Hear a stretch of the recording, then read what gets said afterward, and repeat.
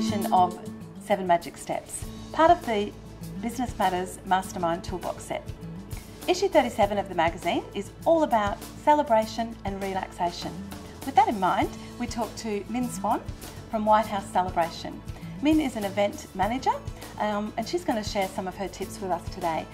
So can you share with like some of our viewers obviously are looking at putting on events, what would be the 7 top steps that you would give them in order to have the best perfect event? Okay.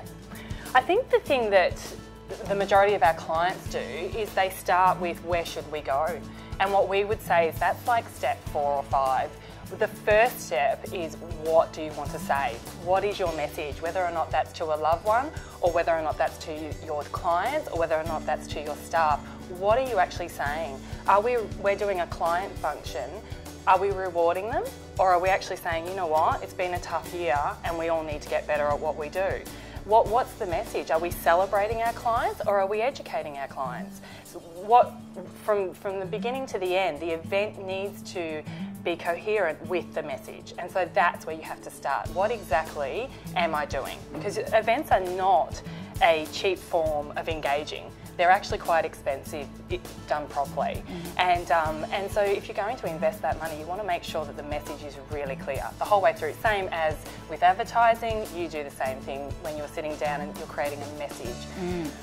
So the first thing would definitely be the message. The second thing is who. So who's actually coming? Who are the attendees and what are they like? If you've got clients, sometimes it's good to break them into groups. Instead of doing the one large event, if you've got a whole heap of conservative clients who the same message needs to be said a little differently to versus a whole heap of crazy clients that might hear it differently or even just different learning styles. Some people are very visual, other people are auditory. So you might actually break the event up to suit the audience and the attendees that are actually coming. So who is coming and what mood do you want to create? So when I am actually planning an event, whether or not it's 6 months away or next week, I step through how it's going to feel at every given moment of the event. So with our large galas, I sit in the room 6 months earlier in the virtual room, and I think, okay, I'm on table 43, which is in the back row of this gala event.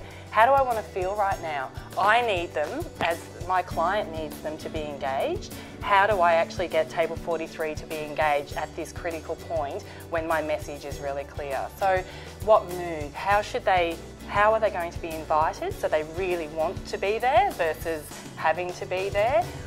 How will they feel as they enter the room or the event or the location? And then how will they feel at each point that's really critical to you? And especially, how will they feel at the end, which is obviously your lasting impression for the person who's just spent the money. So.